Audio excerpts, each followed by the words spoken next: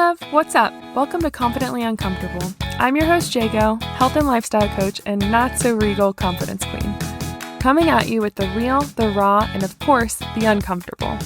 My mission is to show you that to be confident, it has absolutely nothing to do with being perfect or having it all together, and everything to do with you getting uncomfortable and pushing your limits. Thanks for joining me. Let's dive in. Our guest today is Laeti. You're going to absolutely fall in love with her. She has just such a beautiful heart. Her story is amazing. She is very fully authentic in who she is. She shares every bit of her story.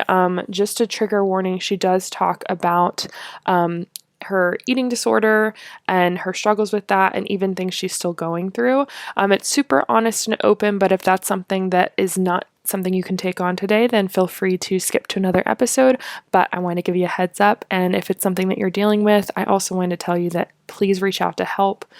Even if you're not sure whether or not you do have an eating disorder, it's still good to talk to someone, let your doctor know, and that way you can get the help that you need. But have an amazing time listening to Laeti. I know I did. See you in there.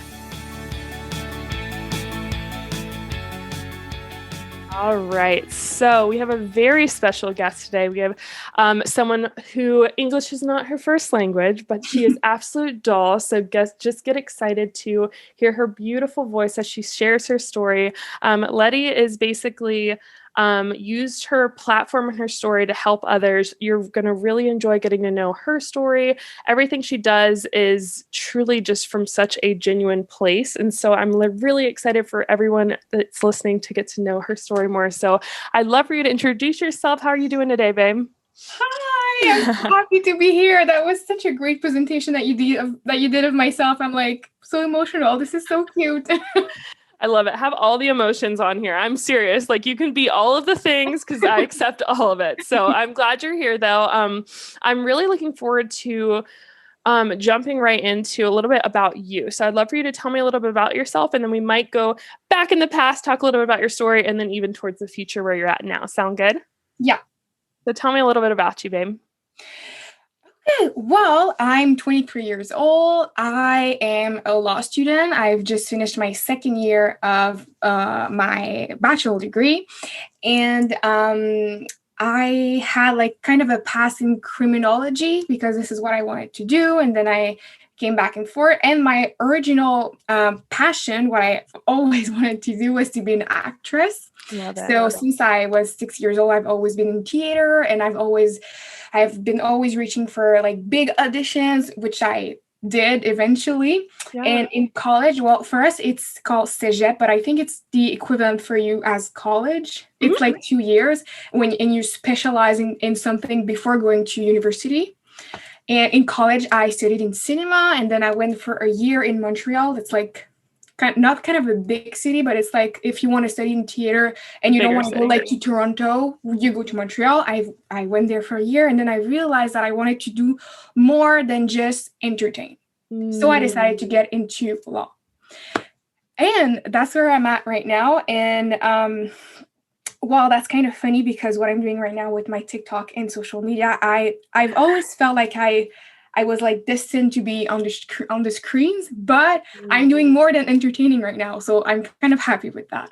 It's a beautiful mesh. So if you guys don't follow her on TikTok already, follow her on TikTok and Instagram. I'll have her handles in the show notes. But it's funny you said like you always wanted to be an actress because when I look at your videos, I'm like, there's so much like energy and emotion and like people can feel that through the screen and it's really powerful. Yeah, absolutely. Absolutely. So your desire to want to be more than just entertaining, I think you've nailed it. Like you're hitting the nail on the head. You're doing both. You're entertaining and inspiring. I think that's awesome. So I really want to know kind of your path with what you're doing on your platform. So what's driven you to kind of get here? So maybe tell the listeners a little bit more about what your videos are, about your platform and the message you try and share with your followers.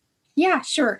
Well, I feel like my content has kind of changed since a year. It's been like a little bit more than a year since I've started doing TikTok since May of like 2020. Mm-hmm. So it's a little bit more than a year. And I feel like my content has changed. Now it's truly more of just being kind to ourselves and accepting ourselves as who we are and let our emotions in. And if you want to eat, we eat. Just like really, I'm kind of this, because what I'm spreading is basically what I'm going through. And a year ago, it was the beginning of my ED recovery. So I was really into accepting of like not feeling guilty over food. And I feel like I had so much different phases to my recovery, because it's only been a year. Like I hear some people in recovery since like 4 or 5 years. It's only been a year. I'm like kind of young into my recovery journey. And I feel like what I'm spreading is basically what I'm going through day to day.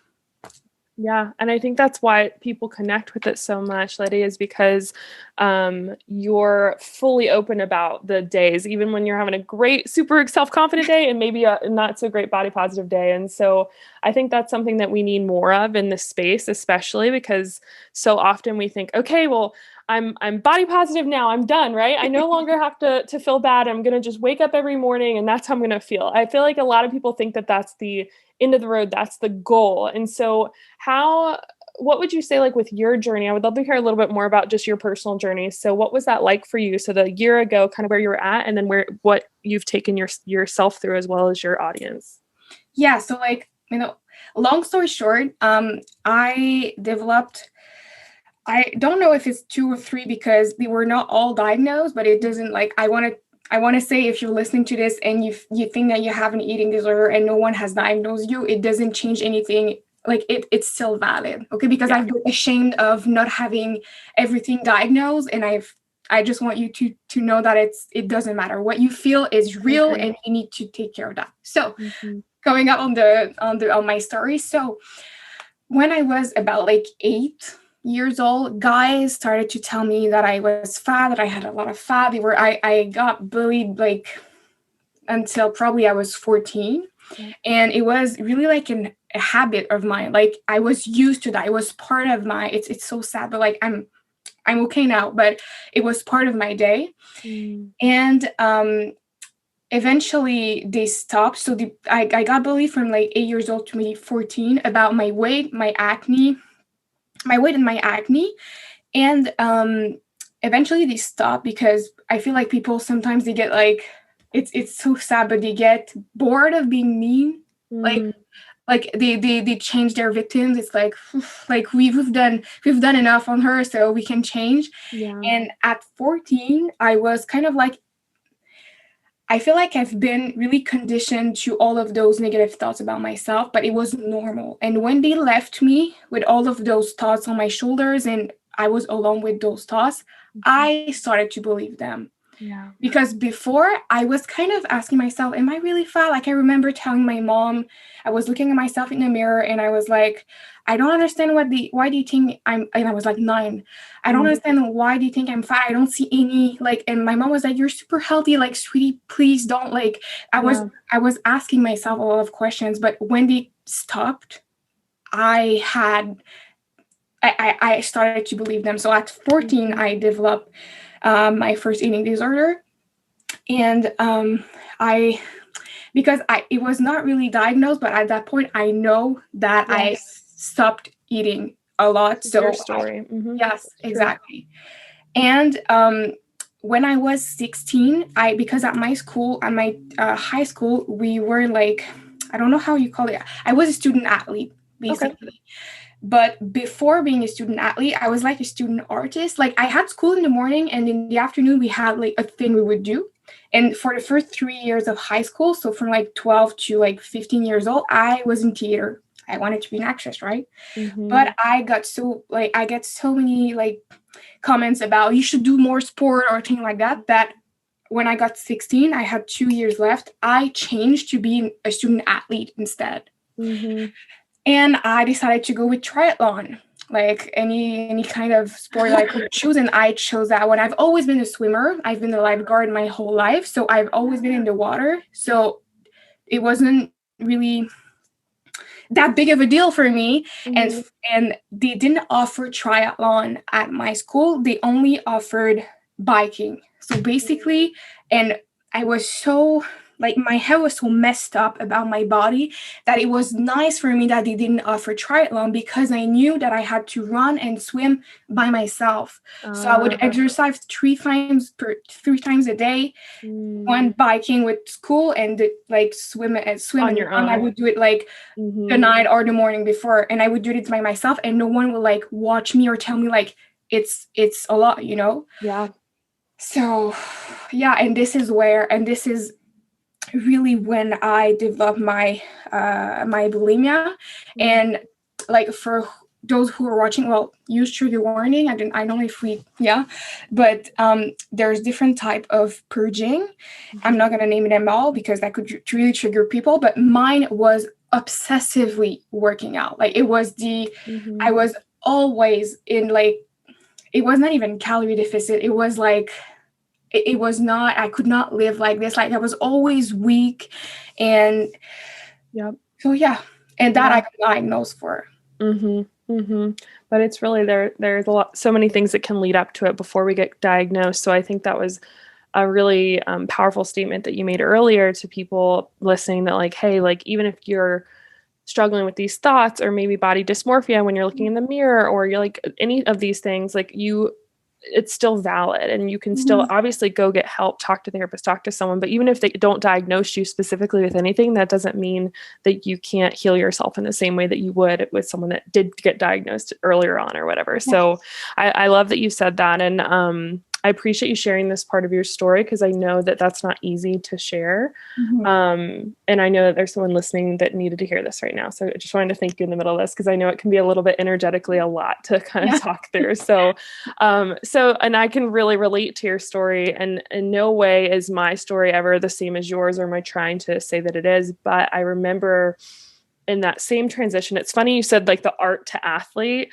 I was like musician to athlete. So I was doing like playing in the band and like doing all those things. And like I had gotten bullied and like called overweight, like, well, they didn't say overweight, but way meaner words. And, you know, had buck teeth and braces and glasses and all the things. And like constantly, it's funny you said it. It's like once the bullying stopped, it didn't really stop. We continue it on. And it's something about this. And it's this learned behavior that we think that is a truth. And then we've heard it so many times, our body literally takes it in as a truth. And so we've trained ourselves and we continue on with that because that's our new norm. That's our new narrative for who we are. It's crazy. And it's something that so many of my clients that I work with deal with. And so I love that you've recognize it, because a lot of times we struggle to recognize that within ourselves, and we're able to kind of go through this journey. And like you said, you're still going through it. I'm still going through it. Even as you get to the other side, there's always ways that we're growing. And every time we're growing, and some of those thoughts can kind of come back up and try and seep back into that growth. Right. So you mentioned that with like the art to athlete, and kind of feeling that pressure of like, oh, well, an athlete's held higher, or like they don't get made fun of or whatever. And so your story is really powerful. And so you've kind of coming back to that moment, you've gone, you know, you're doing more athletics. You're obviously like going through, you've been diagnosed. So I kind of want to fast forward, because I know there's a lot in there that we've had to work through, but getting through this now, you've gotten help. What kind of things, like your journey this past like 6 months, this past year to 6 months, like what are probably like the big 3 things that were like so helpful to your healing journey, that have been really, really big takeaways for you that you continue to implement in your life every day? Well, I feel that's a really, really good question. Take your time. You don't have to rush this, by the way. Oh, it's fine. And I just want to like put like the listeners like into like context, because when I finished high school, I was like 17, and now I'm 23, and I just got into my recovery. So like what happened in like the last years, like it's really talk weird. through that if you want to talk through any of that. I just didn't want to force you to talk through. No, it's fine. Because it's not sad. It's just that I think this is something that we don't talk about enough, and it's I feel like it's sad, but I completely like I'm in recovery, so it's fine. I feel like I've been diagnosed with my eating disorder, but like the thing is, when you have an eating disorder, you don't want to get better because it will mean like weight gain or, like everything else. And the thing is, by the way, if you're listening to this and you feel like a failure because, trigger warning, you haven't lost any weight and you're having like an eating disorder, I haven't either. I probably did a little bit, but I've always felt like a failure because my body didn't really change that much, but my mind completely was destroyed by what I was telling myself. Yeah. And so what happened in these years was that my life with my eating disorder was like on pause. I was living with my eating disorder as an habit. Like I would always like weigh myself like a few times a day. I would always work out like 5 to 6 times a week still. I would always control what I would be eating, but that was my life. And then last year during the first quarantine, I had a big eating disorder relapse. I ordered like a diet that you were supposed to lose like 20 pounds in 2 weeks, that kind of diet that.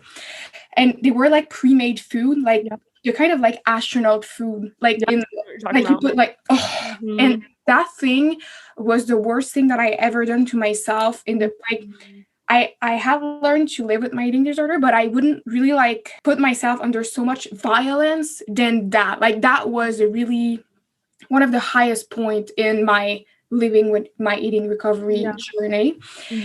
And after like 3 or 4 days, I was super weak. I was in my finals in law school. That was such a really like the biggest that was such a bad idea. And I was so weak, and I was like, you know what?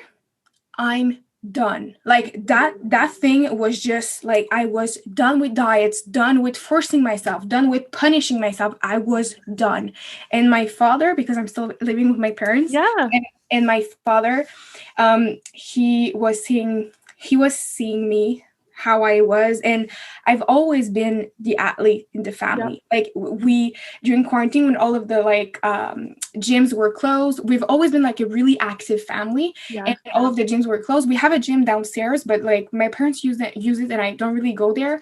And so we really got into walking. We have a really nice neighborhood, and we really got into walking. We have a lot of kind of like mountains. We have a lake, and I could not follow them.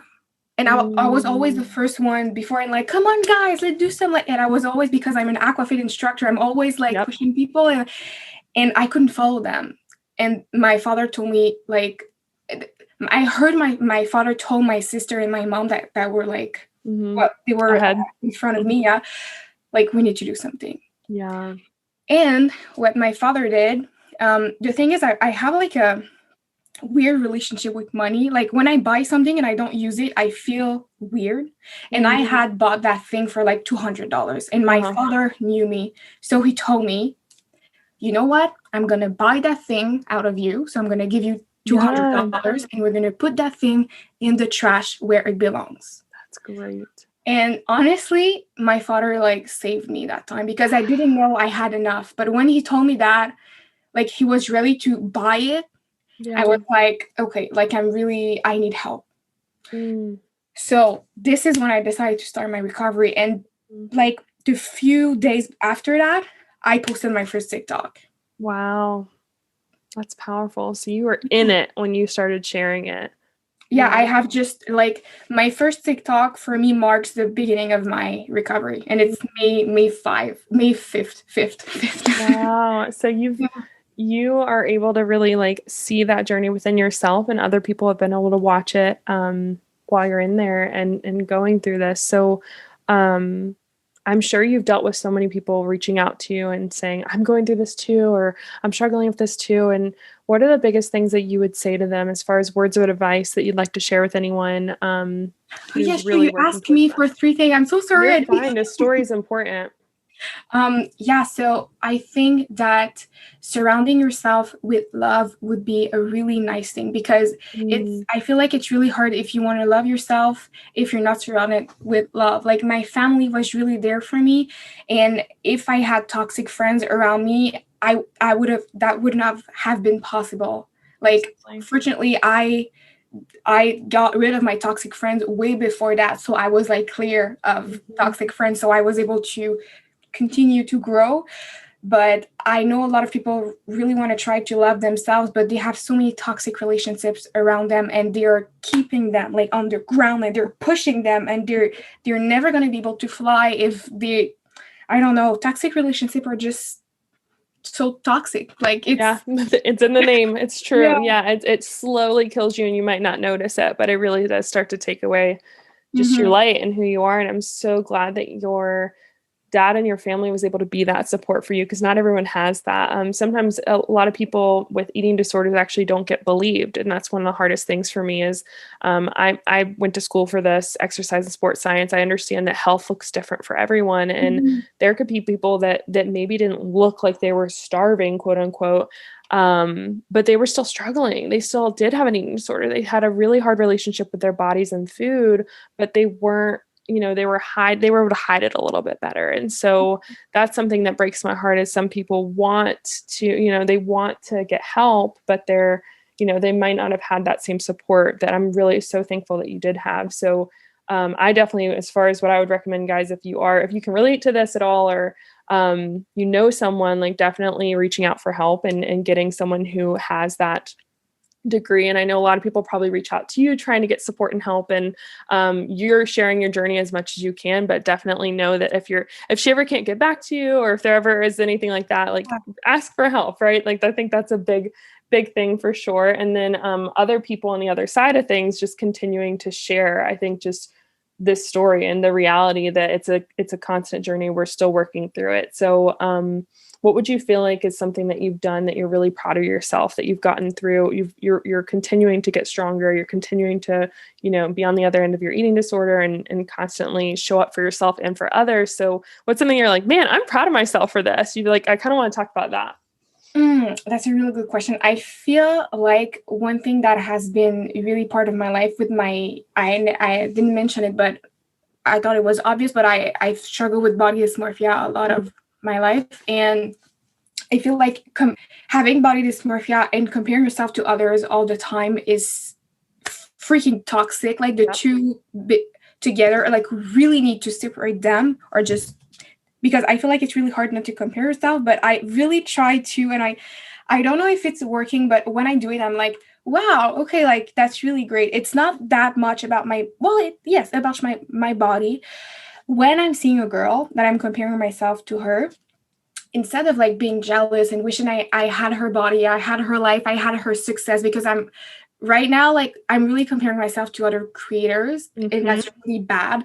And instead of like being jealous of their success, or I really try to be happy for them. And I know it's really like, I know it sounds a little bit like stupid, but it kind Not of stupid. like, thank you.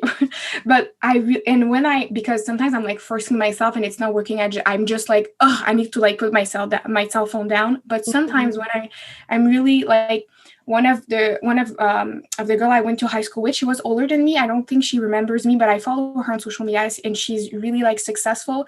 And last week I saw her, and she was on a like at time she was not at Times Square, but the thing, the billboard, is that It's called? billboard. She was on a billboard in Montreal, in our city. And at first I saw the video, I was like, yeah, okay, like good for her. But after that, I was like, hey, that's freaking awesome for her. Like, I'm so proud of her. And I was so proud of myself for like being able to just let it go. One day I will be there too, but it's not my time. And I'm really happy for her that she's there and she's worked for it. So that's one thing that I think I would be, because it's really hard. Like I'm working on it.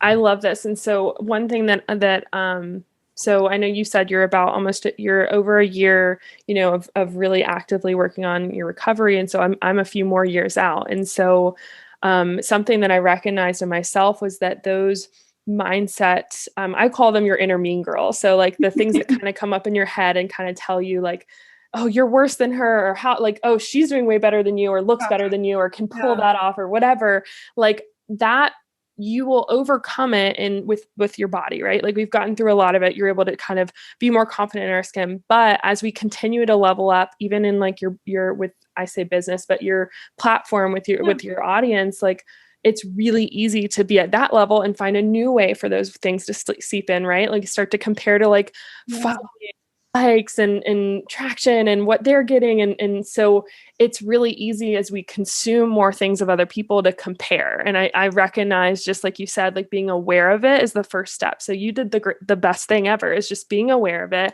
And then either being like, I need to put my phone down, or I need to celebrate this person. And instead of being, a lot of times when we start to be aware of it, we immediately judge ourselves like, oh, why are you doing it again, Laeti? Why are you doing it again, Jago? How dare you do that? And instead be like, hey, I'm not going to do that. We're not going to empower that today. And I always like to kind of shift it towards like, society has basically trained women to not lift each other up, to think that there's not room for everyone at the table. No, right? And, you know, and so it's created this competition that we never signed up for, right? And I never realized that. It's crazy. And so it's ingrained in us to think, oh, if they're getting this, it means I get less of the pie or whatever. When in reality, by them creating that, they're literally busting through a ceiling that you are now able to walk through. And so that's the most beautiful thing about this, is it's not about a competition. It's truly about lifting each other up. And I've seen you do that. The more you're leaning into your story and your genuine like truth, people are gravitating towards that, because you're not trying to be anyone else. You're not worried about that. And even when it comes up, you're shifting away and recognizing, hey, I'm going to get there when I get there. And I think that's definitely, if I could tell you anything like from the other end of things, like I had to learn that, and I've continued to learn that. And it's been a really powerful journey. So I'm glad that you are already doing that within yourself. I think that's something you should be proud of. And I think it's really good advice for the people listening. And is there anything else that like really helped you with your journey? I think sharing it was good, but I would love to hear anything else from you. Yeah, I have so many. So as much as time we everyone take notes. So honestly, I know, like, no, I'm not going to say it sounds stupid, but because it really does not. Nothing stupid. It's nothing. Your journey. I love it. So I have found that one of like, okay, I don't know if I can speak about we girls, but let's say it's hard for us to live with things that we cannot have control on. Okay, let's say that, because it's really hard not to have control on something. And I found that one of the things that we can have control on is what we feed our brains with. And that is our freaking social medias. So if you're listening to this and you're thinking, I know you're going to think about her, him, or whoever. If you're following that person only because she's prettier than you, you want to have her life, you're jealous of her, you wish to look like her someday, she is your motivation for a weight loss, okay, you should definitely unfollow that person. Absolutely. And if you miss her in a week, go follow her again. But I promise you, every time I did that, I never missed those freaking person that were only toxic in my life. So, yes, that is, I could not agree more. I think so often we're just, speaking of toxic, like friends, it's the things that we're consuming and being aware of it and thinking, a lot of times we think, no, it's, especially when we're not aware of it, we're like, it's motivating me, or no, it doesn't affect me. And it's like you said, just take them out for a week and see if you notice a difference. I love tracking like how long you're on your phone and start trying to minimize that, or having spaces in your home, like where you don't have a phone. You're like, okay, like we don't bring a phone into our bedroom, or we don't bring a phone at dinner or whatever, so that we can be more present where we're at. I think that's really powerful. And I loved hearing that advice from you. I think it's really powerful. So basically having control of our consumption, and like, hey, you can control what you're taking in, and really taking stock in that. Is there anything else that was really changing for you, or has been a big shift for you recently with just your mindset and feeling more confident? Not recently, but I feel like at the beginning of my recovery, I really had to, I was starting from nothing, from the bottom. So I really needed to think about things that were actually happy in my life, because when you're really at the bottom, it's like, I feel like it's black everywhere and you don't see light. So I decided to really, gratefulness has really changed the game. And really, like, If you're having a bad body image day, well, first of all, wear something comfortable because forcing yourself to wear jeans and like a tight jacket won't help. Hell Okay. no. And second of all, I think that being grateful for your body, as simple as being grateful for the fact that your body can digest or blink, because Yes. it's doing it by itself. Okay, it's Mhm. all automatic. Okay, we don't even have to do it. Just being grateful for these things. Well, maybe one day you're going to be able to be grateful for your I was about to say big thighs because I love my big thighs now, Mhm. but for your eyes, for your nose, for whatever parts of your body that you're Mhm. right now you hate. Right now I love my thighs, and my thighs used to be, they are the key to what happened, like the negative key Mhm. to what happened in my life. My thighs were always related to every bit of my sadness. So, but I started a year ago with, I'm grateful for, like, for example, if you're struggling about loving your thighs, be grateful for the fact that your legs can allow you to go from point A to point B. Some Mhm. people, we don't think about it, but they don't have legs, or they are in Yeah. a wheelchair and they cannot even do that. And Mhm. realizing that is like, well, okay, maybe I'm not, it's not, I don't know, I'm lost in my words, There's but always something, yeah, there's always yeah. something in your life you can feel grateful for. And um, Exactly. I find that, like you mentioned, the darkest space, I do think like writing those things down is very powerful too. Because Yeah. sometimes you're at a loss of words, right? You're just in a space where like, I can't even think about the things my body's doing for me because I'm just not feeling good. But if you have that list somewhere you can at least look at and be like, oh my gosh, you're right.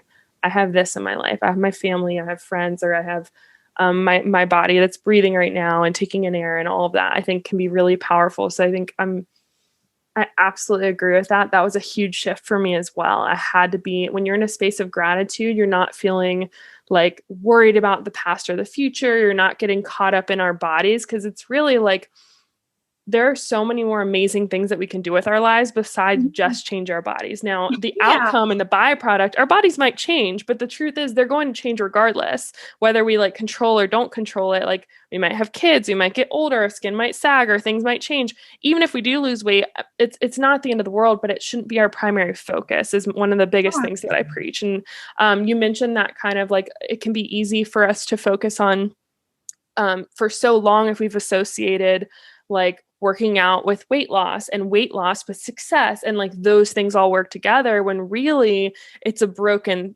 structure. It's not true, right? Like we are moving our bodies to feel good in our skin, and to feel, to be able to like continue to move down the road and quality of life, and like create endorphins, like the beautiful things of moving our body. But our mindset around, I don't know, this is just me, but like mindset around like with diet culture was that you were moving Mhm. your body because you wanted to get smaller. And I had to break up with that idea and Yeah. completely redefine why I worked out, why I moved my body. And that's how I really fell back in love with exercise.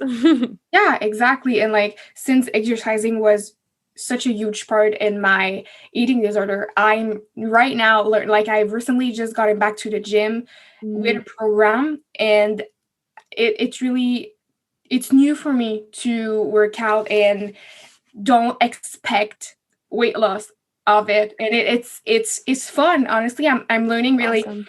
and it's really nice. And if you're listening to this, I just want to tell you that you're not alive only to lose weight. Like, there are so many things that life has ahead of you that have nothing to do with your body whatsoever. Like, I was sure that my life was related to my body and my weight loss, and I was only hoping I could post a before and after weight loss picture on Instagram one day and say, I'm finally happy with my body. Well, Yep. right now I could do this with the body that I have. Yep. And it's one of the like beautiful things that I have Mhm. accomplished in my life.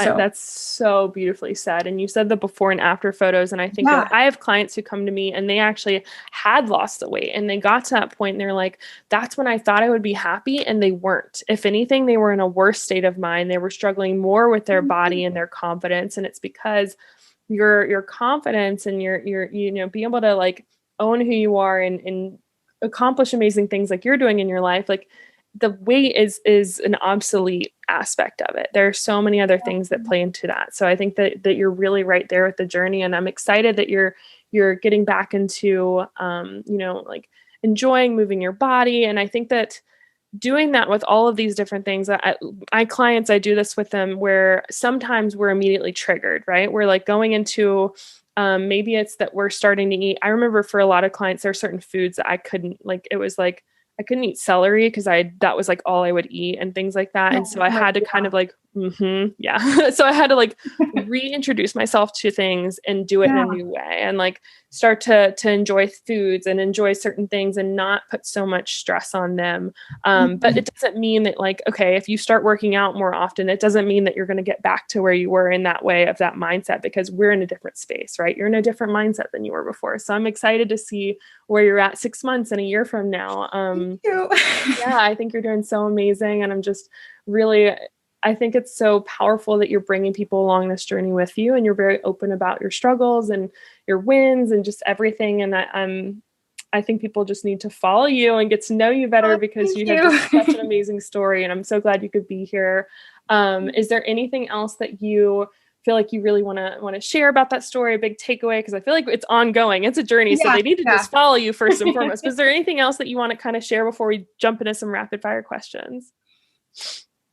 I think I would say that if you're listening to this, and you really want to start your self-love journey, but you don't know how, or you really want to start your recovery, but you don't know how, I think the key to everything is to be kind to yourself. Because if you're having a bad body image day, feeling bad or feeling guilty about the fact that you're having a body image day won't help. And one of the things that really helped me is to be kind to myself. And when I don't know, I don't really like my body one day, I'm telling myself, you know what? It's only a bad body image day. Tomorrow's going to be okay. And like, it's okay, sweetie. Like, I talk to myself that way. And I used to, when I would be running, I would be like, run, fatty, or something like that. And the way I now talk to myself has completely changed. And I don't know how I could have done it without that. And it really needs to come from your inner self to your inner self. Yeah. And yeah, that's sort of what I would say. Absolutely. Oh, I think that's so powerful. I don't think people realize how powerful our brains are. Like, we literally, like,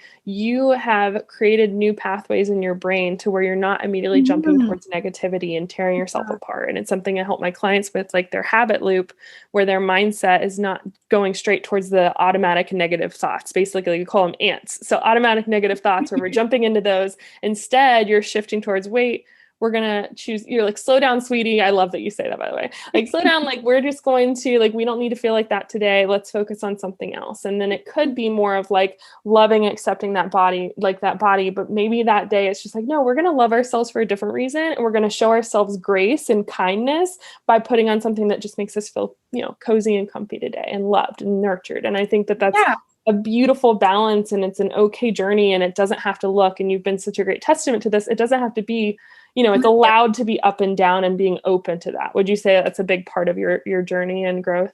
Yeah, that's a big, like, recovery is not linear. It's not from point A to point B. There's a lot of detours, there's a lot of things. A lot of detours. You're going to have to deal with a lot of things, but everything that you're going to get through is these things that are harder are the ones that are really going to make a huge difference in your mindset, in the relationship that you have with yourself, with your body, with food, with your friends, with your family, with your boyfriend, with everyone, with everything.